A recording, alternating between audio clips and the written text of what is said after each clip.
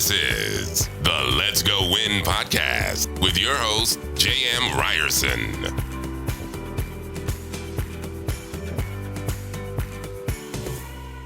What is happening, you guys? Welcome back to Let's Go Win podcast. You are going to be inspired when you listen to this gentleman. Coach John is a weight loss coach and emotional eating expert who has lost 100 pounds, as well as an online business mentor to new coaches building their online practice.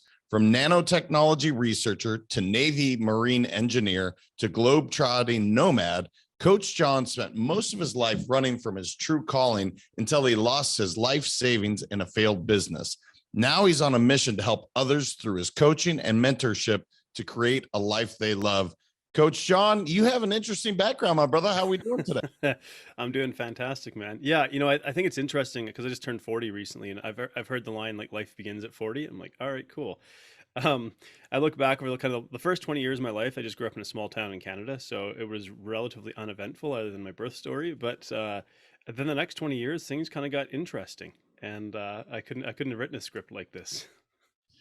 Well, it looks like your chapters have been pretty interesting. I mean, look, I've been to Canada a fair amount of times. You and I were talking off air. I definitely have been in your neck of the woods, not necessarily your hometown, but look, man, I'm sure you had your fair of scuffles and fun times out there and cruising around the Rockies and whatnot in Canada.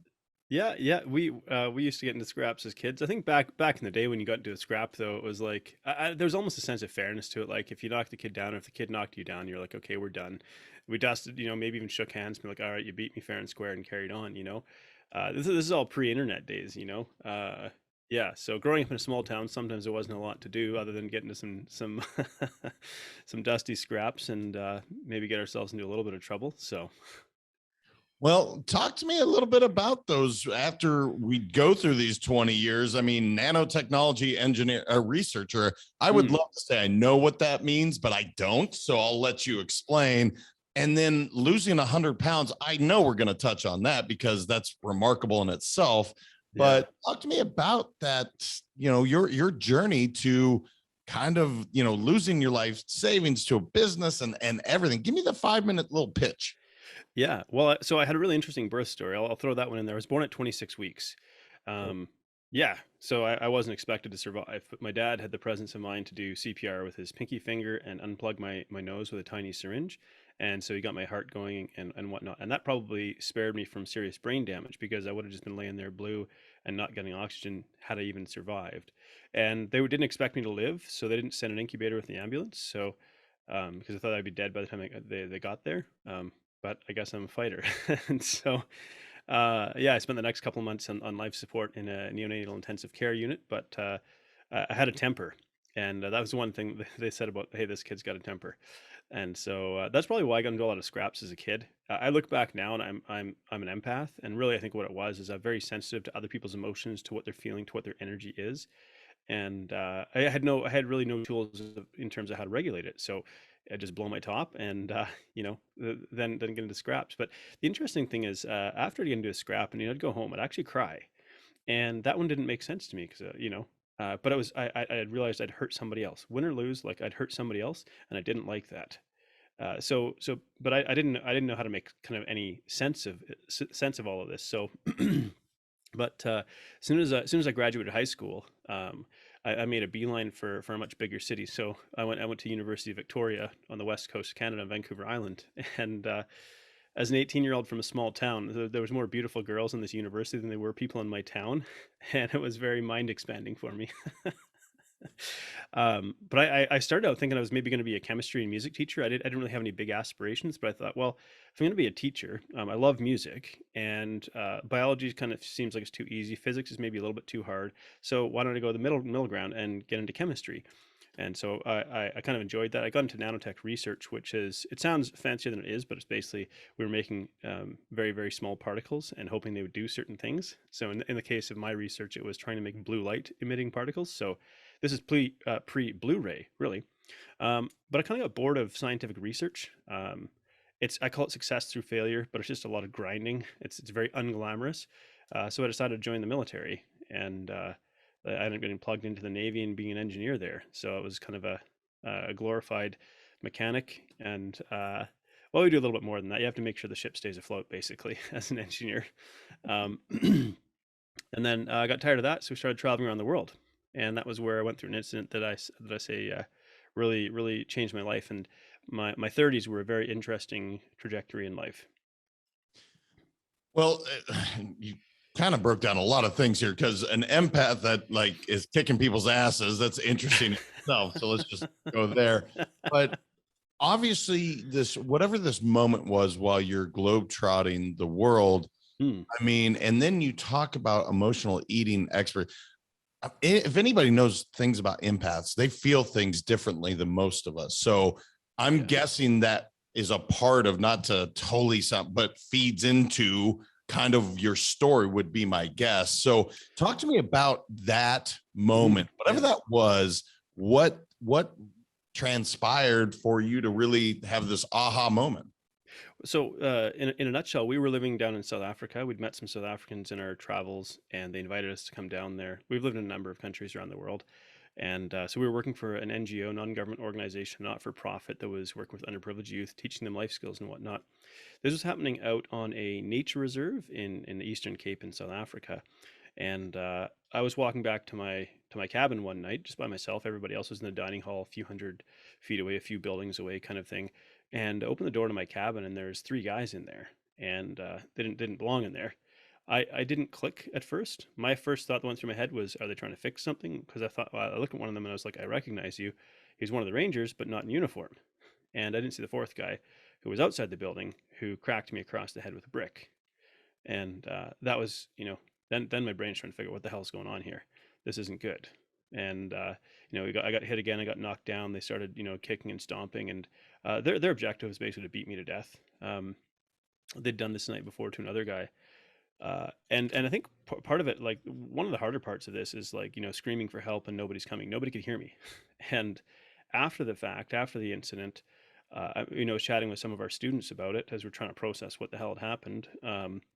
Like we'd been held hostage for a bit as well. Like there's other details, but for the sake of time, we'll keep it short, because I think the life lessons are better than the details of the gory story. So, they said they thought they heard the monkeys screeching out there. I was like, oh my gosh, like there's kind of a sad irony in that. But going through a trauma like that, like sort of, part of it that sticks out in my head is these guys are smiling as they were like beating on me. And that really messed with my head quite a bit, because it was like they wanted to do this. They didn't know me. They didn't know who I was. They knew nothing about me other than my skin color.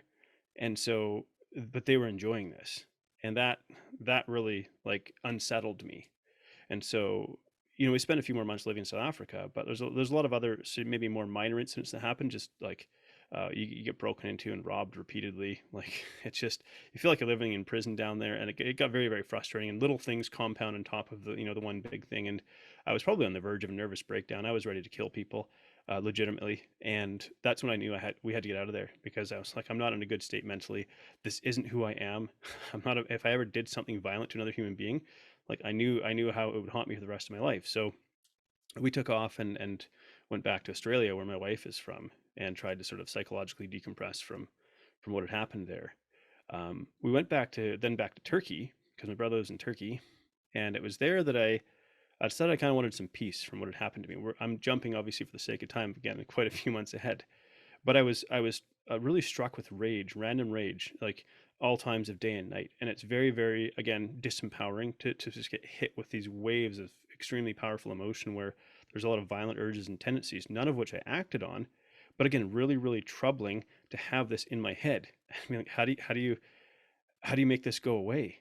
Because again, it's not who I am, and yet it was there. And so I made the decision that I was gonna forgive these men for what they did to me, and that was a process. That wasn't just I made a decision and life was good and peaceful, but I decided. Well, I wanted to ask the question in my head, because I never saw them again. I was called to go back to the court case, but I really didn't want to fly back to South Africa just to see these guys again. Like we went back once more to South Africa, and that was kind of enough for us for that time. Like, and so, but I tried to cultivate a sense of compassion for them, which sounds like an unusual thing, but I wanted to ask the question, what must have happened in their life? So what took them to this place in life where this is what they were doing?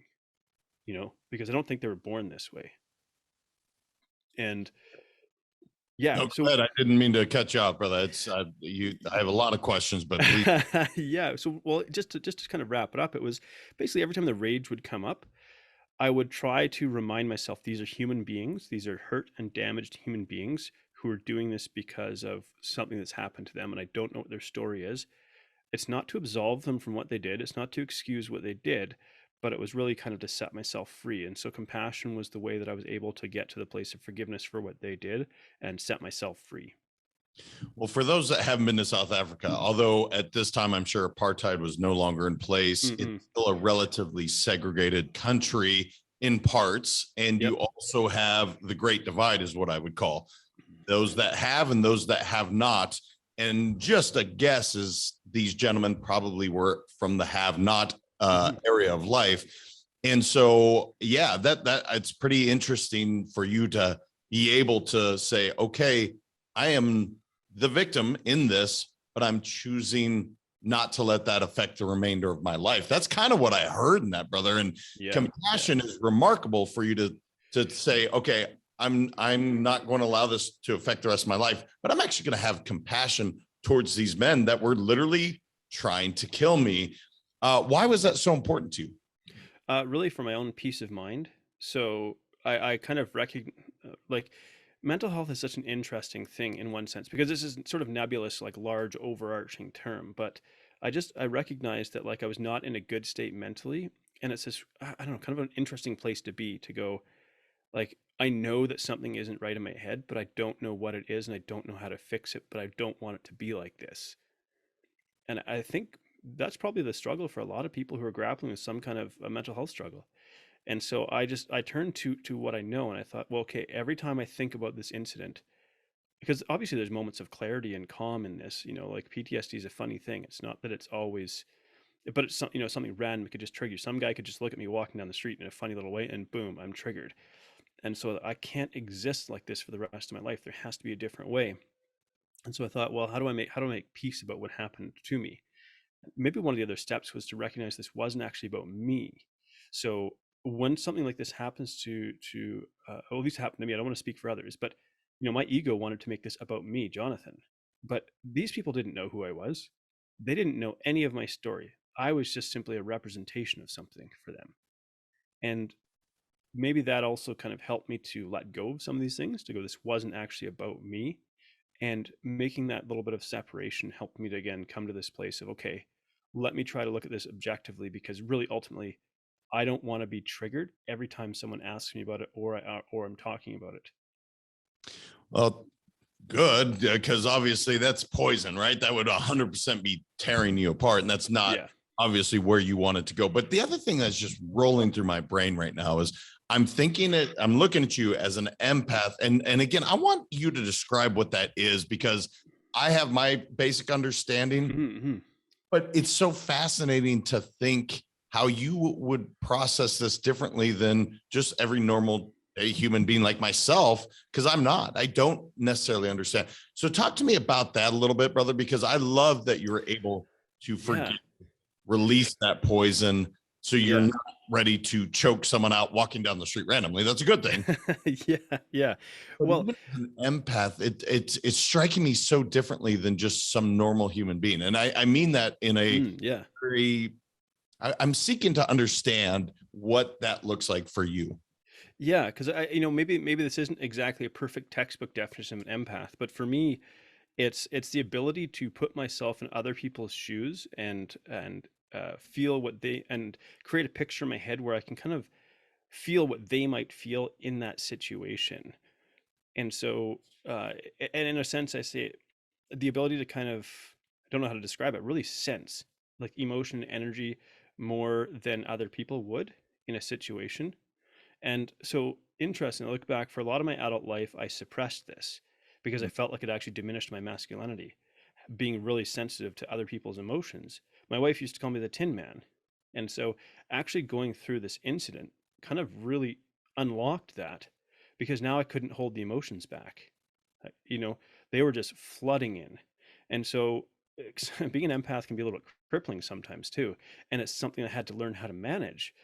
because if I tried to take on all of the emotions and tried to fix everybody, I would just like die under the weight of sorrow, basically, in a sense.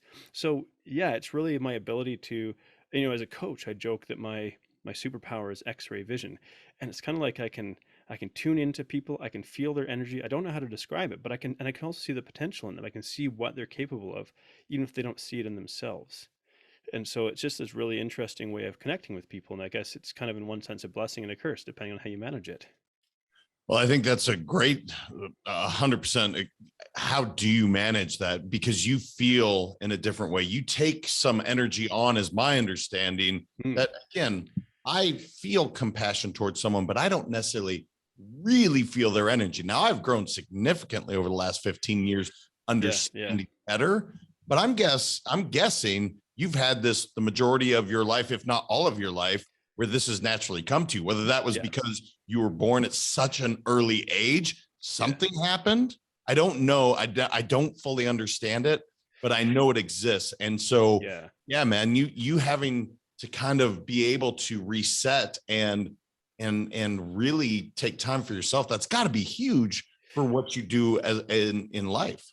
Yeah, I mean, it really shaped what I do as a coach, and forgiving them was only one step in this journey of healing because I'm still grappling with PTSD in a sense. I'm now grappling with mental health issues, anxiety, depression, and it kind of more anxiety than depression. Depression was kind of like my nervous system being burnt out by being anxious all the time, and I would just fall into these super low states, and I would use stimulants to try and get myself out of it. So then I was becoming addicted to ephedrine and caffeine, which were which was then jacking up my nervous system and making it more likely that I was going to be triggered with anxiety. And so it was this, you know, again, finding myself in this sort of crazy battle of like highs and lows where I would just go through a manic phase and I would be really productive and really high energy and go and trying to make things happen, and I would just absolutely burn out and crash and now feel nothing. Like my nervous system would then kind of like shut down, and I would just be very apathetic and almost cold. And so, you know, then trying to navigate that and function in life too. And I was trying to figure out, and I go back to about 2017, and I did a hormone test, and they're analyzing a variety of hormones in my body.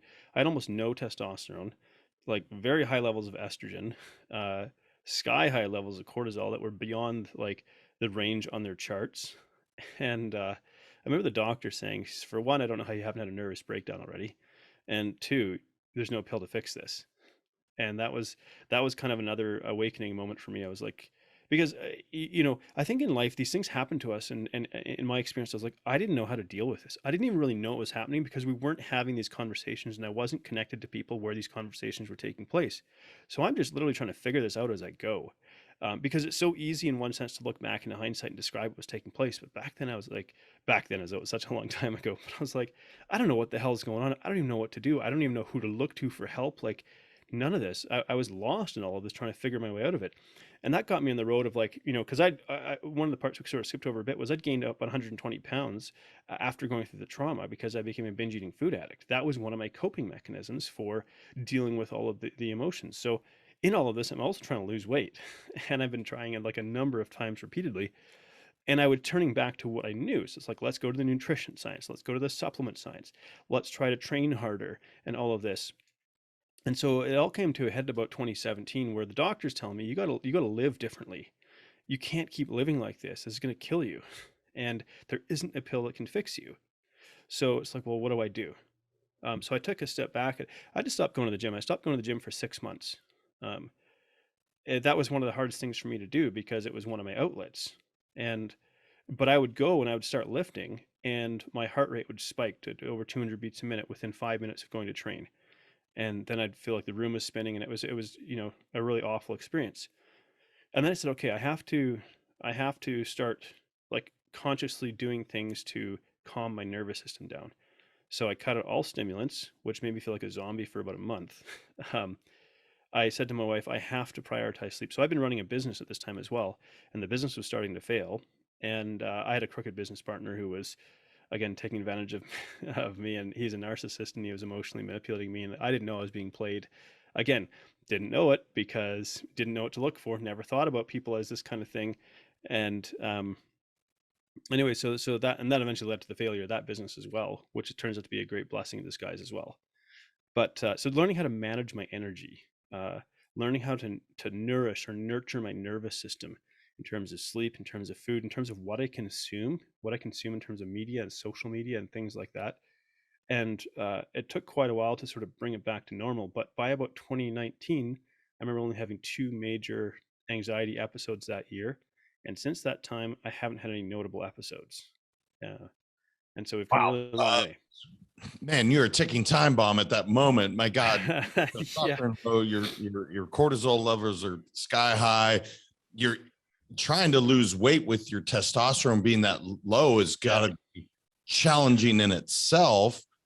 Yeah, just from an endocrinology perspective, it was. It's got to be, right? Like, Because I can't even imagine trying to have the energy to even go to the gym if you're super low. You feel like shit because your cortisol is so high. Like, yeah, why would you even want to go to the gym other than you're telling yourself, oh, I need to? hmm So did hormonally, and I didn't know we were going to go there, but oh hormonally sure, have to do something yeah, from a synthetics perspective yep, to fix that? yeah. Because what happens is you get stuck in like this basically double whammy where body fat produces an enzyme called aromatase, and aromatase converts testosterone to estrogen. So it's this double whammy where the more fat you have, the less testosterone you get, and that's why men develop man boobs, for example, because of the excess estrogen in their body. And so here I've got like, so my any testosterone I make is being shunted to make cortisol and estrogen. And Oh, so I had to run through a round of like an estrogen blocker essentially to try to flush out all of the excess estrogen, which is actually a breast cancer drug. Uh, that's one of the things it does. It was kind of weird. And then supplement on testosterone for a period of time to try to at least get a sense of. And when I first started using testosterone, I was like, "Holy cow! I feel like myself again." Like it wasn't that I felt superhuman, but I was like, "Is this what it's like to feel normal again?" And it's such an interesting thing because we don't talk about this a lot. And I think, and I don't want to get too sidetracked, but in the medical literature, we've changed what we define as normal levels of testosterone. When we look historically, they've plummeted over the last 60, 80 years, where, our grandfathers probably had 3 times as much testosterone as we did. And that's not necessarily a good or a bad thing. There's pluses and minuses to testosterone. But the reality is, like, we have plummeting levels of it, and it's not good for men's health. But the way that we've changed it is we go, well, we'll just call this the new normal range. And it's like normal and optimal are not the same thing. And low testosterone is destructive to men's health. well, 100%. And then, by the way, guys, so we're clear, I am a huge advocate of if you need testosterone therapy, use it because Yeah. environmentally speaking, you're right, man. Yeah. Our stuff has gone down. It is what it is. And by the way, it's not your fault. Yeah. If That's your the other levels part of it. are low, what's that, brother? Yeah, I'm like, that's exactly it. Like, I didn't choose this. I didn't deliberately set out to be like, and so I think this is where men, we sometimes go sideways. We go, there's something wrong with me. This is my fault personally. I'm like, oh, did you choose to have low testosterone? Did you put up your hand and say, hey, I'd like to have low testosterone? Like, Yeah. Some no. of the most manly men I know, they don't realize, hey, I'm working my ass off at the gym. I'm eating right, and I'm not getting results. Almost 100% of the time, I'm like, just go talk to a hormone doctor and let's see if your levels are off. And 9 out of 10 times, that is the factor. I'm not saying to do testosterone therapy or Mm-mm. not. I'm just saying have it looked at. So I want to talk about, so man, we get some levels looked at. We realize that binge eating is not helping Yeah. we're trying to accomplish. But at some point, brother, you're like, damn it, I'm fixing my sleep. I'm fixing my eating. I'm getting my testosterone fixed. And I am going on this journey of losing 100 pounds, which, dude, that's not many people are walking around the earth that can say that. So tell Yeah. me about that journey.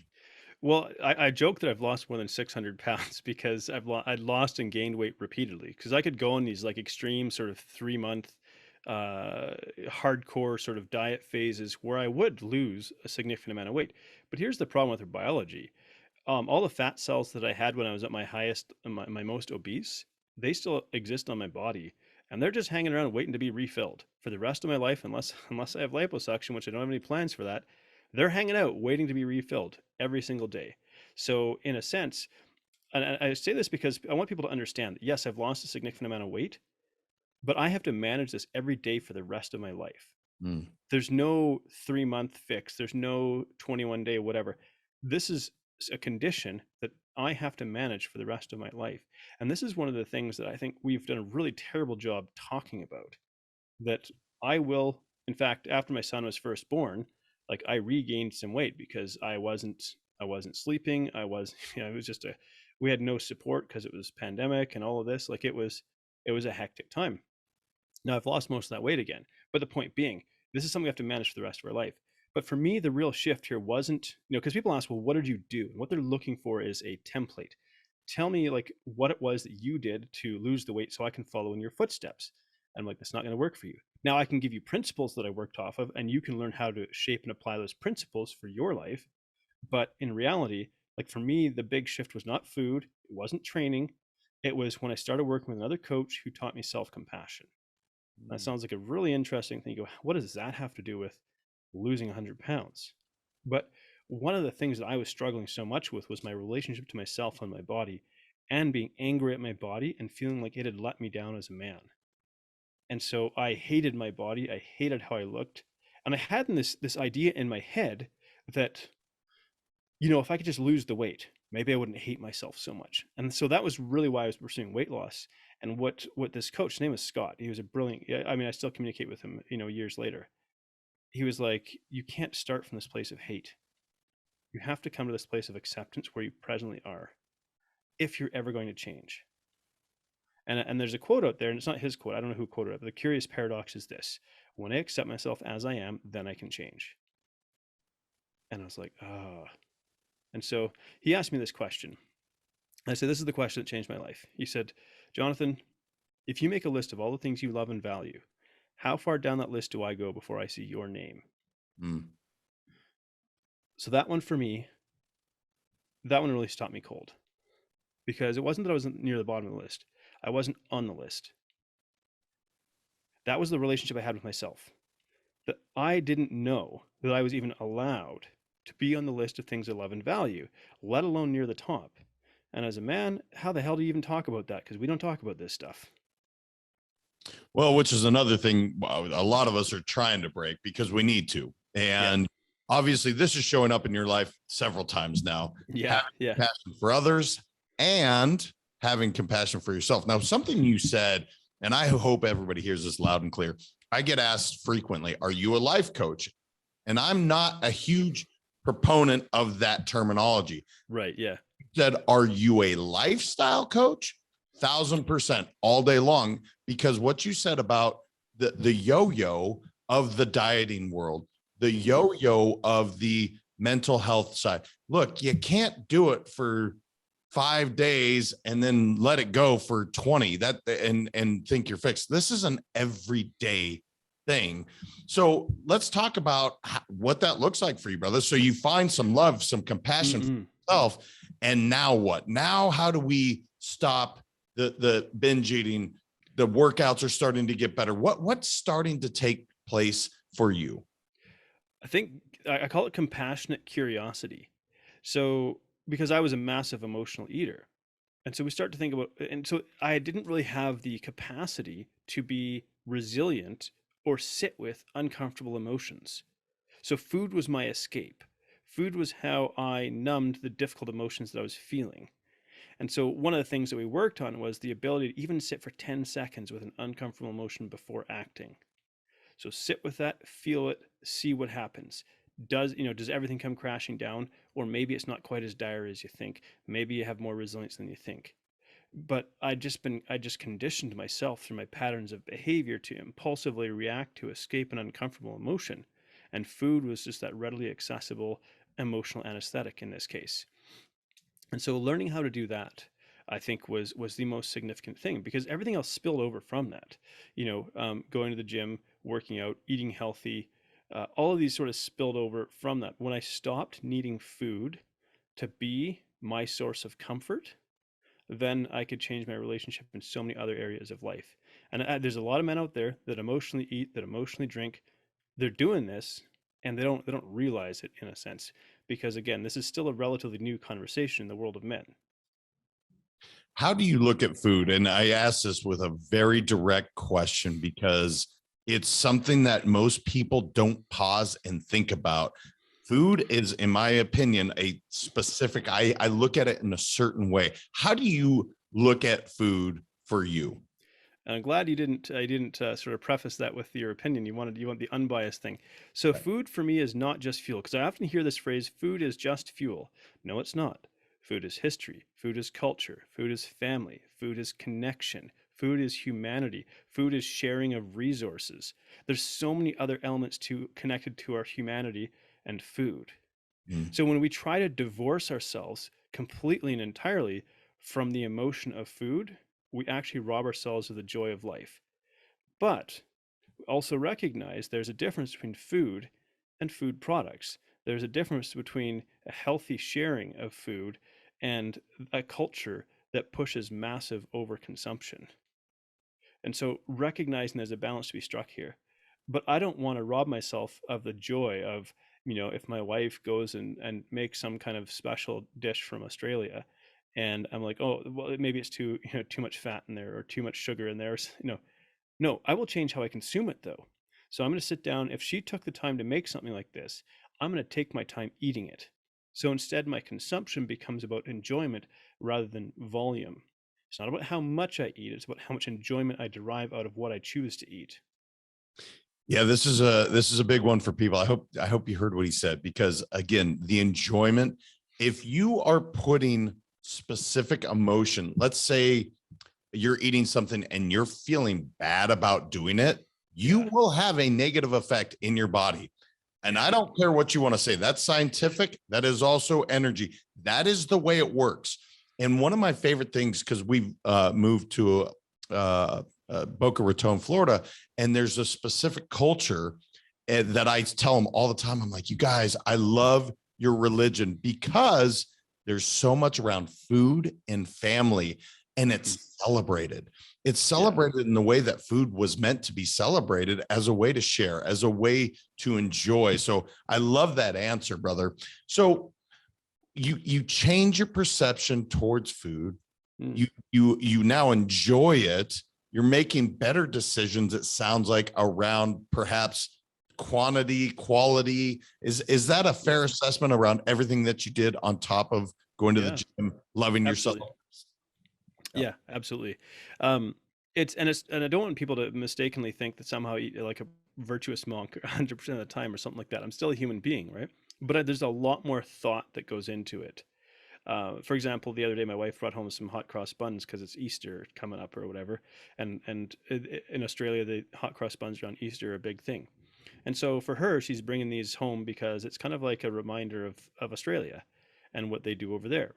Now, these aren't exactly, beacons of health here. These are these fluffy buns, that are sugary, and they have little gummy nuggets in them and things like that. And in the past, I probably would have eaten, half a dozen of them just in under 5 minutes kind of thing. They come out of the house, boom, I'm going to consume them. Now they're kind of sitting on the counter, and I was like, well, I'm going to try one. And it's like, I'll take a bite out of it, chew it, taste it. How's the texture? Okay, pretty good. Um, and so I'm not afraid of these things anymore.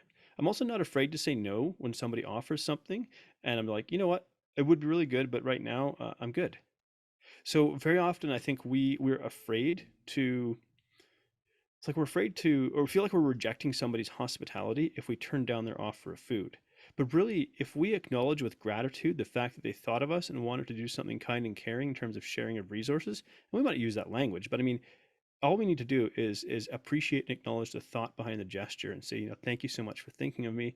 I really, really appreciate it. I'm good right now, but definitely something I'll think about having later. Something like that, just graciously turning it down. I'm okay with that now. I don't necessarily try to appease people because we were probably raised by like parents and grandparents and whatnot who used food to show hospitality because food used to be quite a bit more scarce than it is now. Yeah, it's a fascinating subject, brother, because we know so much more about dieting, and when I say dieting, I hate, that's maybe the wrong, about Yeah, eating yeah, in general, yeah, about nutrition in general. We know yeah, 1,000 times more than we did 30 years ago, and it's yeah, probably a yeah, million times more. yeah, We know more about working out, and yet we continually see obesity rise. And I, yeah. in large part to what you're really what your purpose is, what you're driven by, is so much that's tied around negativity around food. And some of the products are not ideal. I'm not going to discount that. Yeah. But it is pretty interesting, brother. It's I don't know if you have anything. I don't mean to make Yeah. a podcast on food, but look, No. Like, it's a big subject. So it is. So you really touched on something interesting here, and that's this idea that we have more information than ever. Quite literally, there's more information uploaded to the internet in 48 hours than used to exist in the entirety of human history up until 2003.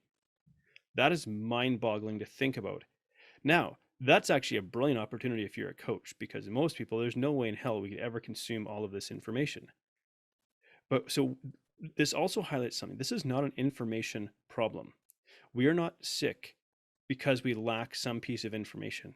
Anything I could teach you in terms of information, you can find on the internet for free. This is not about information. This is about the human condition and the human struggle. And that's why coaching is still a thing. Human beings, in order to create change, need to be willing to become vulnerable. But the way that we're wired, we struggle very hard to become vulnerable if we feel alone. Our primal brain won't let that happen. Once we're connected to a safe human being who says, I've got your back, it's okay to be vulnerable in this situation, now we're open to change. That's why coaching's a thing. Isn't it interesting? It all ties back to emotions. It is not an information challenge. It's just not. It is an execution. It is an emotional and what you said, more information in 48 hours post 2003 than ever in human history. That's crazy. Talk to me about failure, brother. And the reason I asked is you failed radically several times. Yeah. This is one of my favorite subjects, is to talk about, okay, got knocked down literally and figuratively for you. Yeah. Lost by a shyster of a business partner. Yeah. Lost my life savings towards something else, or maybe that's related. Yep. But you've been able to get back up, brother, and dust yourself off. And here you are smiling. So that was probably one of the hardest experiences to go through, especially as a man. Like, I love being a man. Some people might not like this, but I love being a man. I love being male. I love being provider. Love being protector. You know what? My wife loves it too. She loves that. That's the role I want to be in. And I love and adore and respect my wife, and I'm incredibly fiercely loyal to her because she's been by my side through everything, including losing everything, losing all of our life savings and having a mountain of debt. So I'd invested a lot of money and years of my life into building up what I thought was going to be an asset, to only find out it was a shell. And the accountant and my business partner were screwing me over.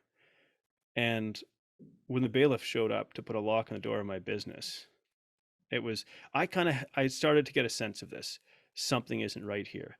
And probably for the last couple of months of my business, I had this feeling like I need to try and get whatever I can salvage out of this, because I feel like this is going sideways. And you can't keep these dirty secrets hidden forever. Like, the accountant kept delaying getting paperwork filed and stuff like that. And I was like, what is going on here? Like, clearly something isn't right here. But it was, at that point, it was way too late, and I was, way too much sunk into it. So anyways, I told the bailiff my sob story. And so he said, because the bailiff comes in, they just put a lock on the door and everything in there is seized. And that's it. It's not yours anymore.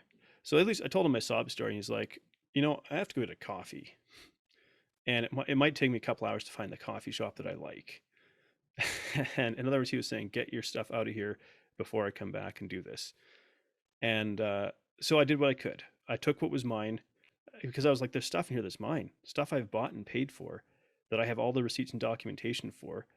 But anyway, so I sold stuff out of my basement to like make ends meet. But I remember walking across the parking lot because I was like, what am I going to say to my wife? How do I go home as like her husband, the primary breadwinner, the provider, and say like everything I thought we were building is gone? That was pretty crushing. But she also said, look, like, I still believe in you. I still see in you. I know who you are. I know what you're capable of. And so I just said, okay, I'm going to build something that people can't take away from me. And I'm not going to go into another, because I had a previous failed partnership as well. And so I was like, yeah, I'm going to build something.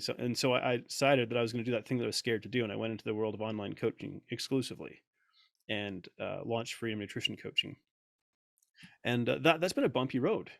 But this is why I actually mentor people as well, because in the guru sphere, as I like to call it, there's a lot of people who are going to sell you a lot of promises in 3 months. And it's, look, I've had this business, and I've been coaching online since 2015. I've had this business exclusively online since 2018, and I'm still here, and I've survived a pandemic because I know how to run a business. And none of these gurus are teaching you that. They're just teaching you how to do sales calls, and how do you actually run a business. So I just take everything that I've learned and teach other people as well. But that's a bit of a sidetrack, because ultimately it was, when you lose everything, there is an element of freedom to it. So a lot of things that I was shackled to, the things that I was so deeply emotionally invested in and didn't want to lose, were ripped away from me anyways. So I had nothing to hang on to. And I knew in my heart of hearts, I did not want to go back to being an employee. This is not to diss anyone who's an employee. It's not in my nature.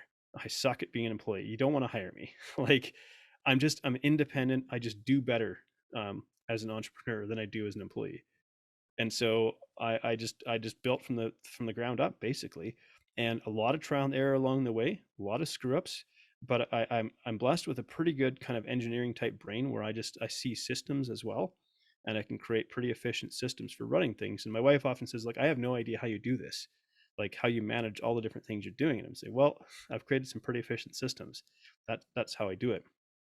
And so, but really, in failure is liberty. And it sounds like I don't know if that sounds cliche, but all the things that were holding you back have been taken away from you.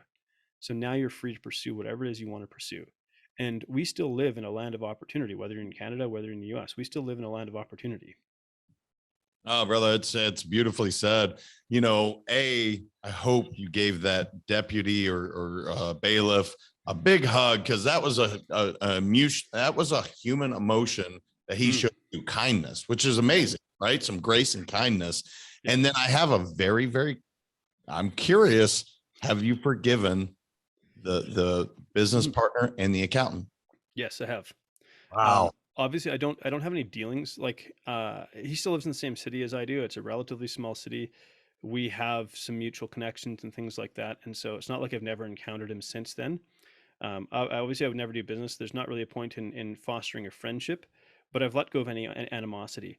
I understand who he is. And again, this is not to absolve him of his behavior, because I'm about the fourth person he's ruined in business. And he's a narcissist and a sociopath, and I don't think he fully understands that either. He's operating with the way that he sees the world, and I use the word narcissist, and I want to be careful, because I see this word is getting thrown on way too much nowadays. I'm like, no. There's a very clinical, like, I'm into behavioral psychology as well. I have a background in that. There are clinical parameters around what a narcissist is. It's not just someone who hurt your feelings. There's very, very specific parameters around the clinical definition of narcissism, right? And it's getting thrown around way too much. Oh, this person's a narcissist because we didn't, it's like, no. There's clinical parameters. I just want to hammer that point home. He is legitimately a narcissist without a conscience. And unfortunately, I got a couple $100,000 to a narcissistic business partner that is also gone, that I've also learned to forgive. Yeah. Some context to it, John. How much was it that he took? And the reason I want to put it out there, I want people to understand the level of forgiveness that you have, because people get slighted for like $10 and they never forget it, and it chews them up. I'm like, dude, let it go. So can you put it cost me over $120,000. Yeah, it hurts, man. But that could have been a down payment on a house and more. So yeah, that altered our future. Right? So, yeah. Brother, this is a fascinating conversation, but I'm looking at the time. I'm like, holy cow, it's already 40 some odd minutes. I want to give just open mic here. Anything I didn't ask you that you're like, JM, I want to share this with the world before we end up. Anything you want to just share with the audience? I think anybody who's trying to create some form of change or transformation in your life, it's not going to be easy. And I think once we acknowledge that we're about to face a struggle because our brains resist change, it actually gets easier. So when we think that because I decided I want to change, that the universe is going to open up an easy path for us, that's when we set ourselves up for massive failure. When we set ourselves up for this is going to be a struggle, we actually make it easier to create change. That doesn't mean it's easy, but it's a lot easier when we accept this is going to be a hard, bumpy road. But here's the other thing I'm going to say. I would not take these experiences out of my past. I would not be who I am today doing what I do if I did not go through these experiences. And so ultimately, we know that the lesson is gleaned from that experience when we become grateful for it. I love that. I love that. Anytime people have an experience, I'm like, guess what? It's produced you, this beautiful being in front of you. So you don't have to like what happened, but that's why you are the way you are today. Brother, if people want to just, find you, they're like inspired by the fact that you literally have helped people lose weight. You help them love themselves more. They succeed more in business. Where can they connect with you online? You can find me at John McLernon. That's Jon McLernon.com. We'll put links in the show notes. JohnMcLernon.com if you're interested in mentorship, just learning about what that is. And we'll just have a conversation, really, and then see if I'm a good fit to help you. If you're interested in the food and nutrition and weight loss part of it, freedomnutritioncoach.com. I have two podcasts. One is called It's Not So Black and White. It's where we explore difficult and controversial topics. The other one's called Between the Before and After, where we explore human stories of overcoming struggle. And I believe you're going to be a guest on my podcast later this year. So I'm looking forward to it, whichever one it is, because both are very fun subjects. So go check it out, you guys. This guy literally in the pre-show, he's not looking to sell it. He wants to have good conversations. He likes to connect with people. John, you're awesome, brother. I appreciate you so much for being here and just sharing so much wisdom. Thanks so much, man. It's been a pleasure.